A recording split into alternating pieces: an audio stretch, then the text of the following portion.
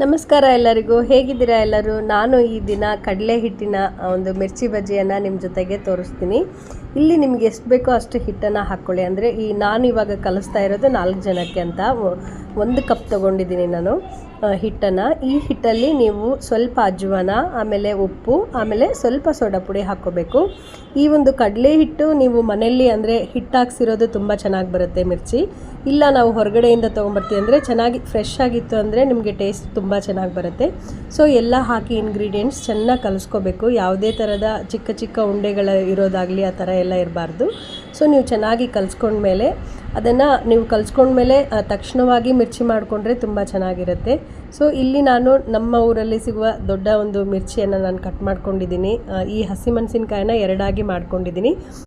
ಯಾವ ಕಡೆ ಕಟ್ ಮಾಡ್ಕೊಂಡಿರ್ತೀವೋ ಅಲ್ಲಿ ನಾವು ಈ ಒಂದು ಹಿಟ್ಟನ್ನು ಅದ್ಬಿಟ್ಟು ಹಾಕಬೇಕಾಗತ್ತೆ. ಸೊ ಈ ಥರ ಹಾಕಿದ್ಮೇಲೆ ನಿಮಗೆ ಯಾವ ಥರ ಕ್ರಿಸ್ಪಿ ಆಗಬೇಕು ಅಂದರೆ ಸ್ವಲ್ಪ ಕಲರ್ ಚೇಂಜ್ ಆದಮೇಲೆ ತೆಗೆದುಬಿಡಿ. ಈ ಥರ ನೀವು ಫ್ರೈ ಮಾಡ್ಕೊಂಡು ತೆಗಿಬಹುದು. ಇದು ಡೀಪ್ ಫ್ರೈ ಆಗಿರೋದ್ರಿಂದ ಮಕ್ಕಳಿಗೆ, ಮನೆಯವ್ರಿಗೆ ಎಲ್ಲರಿಗೂ ಸಹ ಇಷ್ಟ ಆಗುತ್ತೆ. ಕೆಲವೊಂದು ಸರಿ ಇವಾಗ ಮನೆಯಲ್ಲಿ ಅನ್ನ ಸಾರು ಅಷ್ಟೇ ಇದೆ, ಬೇರೆ ಏನೂ ಸ್ನ್ಯಾಕ್ಸ್ ಇಲ್ಲ ತಿನ್ನೋಕ್ಕೆ ಅದ್ರ ಜೊತೆಗೆ ಅಂದಾಗ ಕ್ವಿಕ್ಕಾಗಿ ನೀವು ಮಾಡ್ಕೊಳ್ಬೋದು ಇದನ್ನು.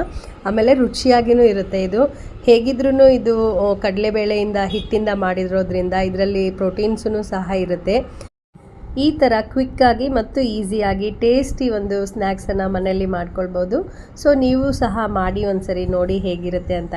ಈ ಒಂದು ಮಿರ್ಚಿ ಬಜ್ಜಿನ ಕಮೆಂಟಲ್ಲಿ ನೀವು ನನಗೆ ತಿಳಿಸಿ ಹೇಗಿತ್ತು ಅಂತ. ಮತ್ತೆ ಮುಂದಿನ ಸತಿ ಒಂದು ಒಳ್ಳೆಯ ರೆಸಿಪಿ ಜೊತೆ ನಿಮ್ಮ ಮುಂದೆ ಇರ್ತೀನಿ. ಅಲ್ಲಿವರೆಗೂ ನಮಸ್ಕಾರಗಳು. Thank you for watching.